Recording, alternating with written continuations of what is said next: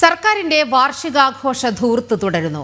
എന്റെ കേരളം പ്രദർശനമേളകളിൽ 1,65,00,000 രൂപ ചെലവാക്കി ടൂറിസം സ്റ്റാളുകൾക്ക് പുറത്ത് കാരവാൻ പ്രദർശിപ്പിക്കാൻ 10 ലക്ഷം രൂപയും വകയിരുത്തി ടൂറിസം വകുപ്പ്.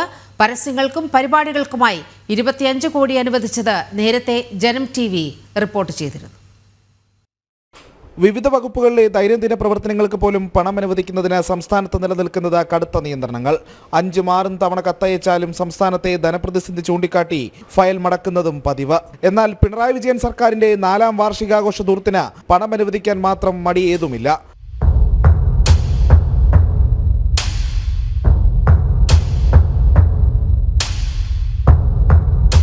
വാർഷികാഘോഷങ്ങളുടെ ഭാഗമായി ജില്ലാതലങ്ങളിൽ നടക്കുന്ന പ്രദർശനമേളകളിൽ ടൂറിസം വകുപ്പിന്റെ സ്റ്റാൾ ഒരുങ്ങുന്നത് 1,65,00,000 രൂപയ്ക്ക്.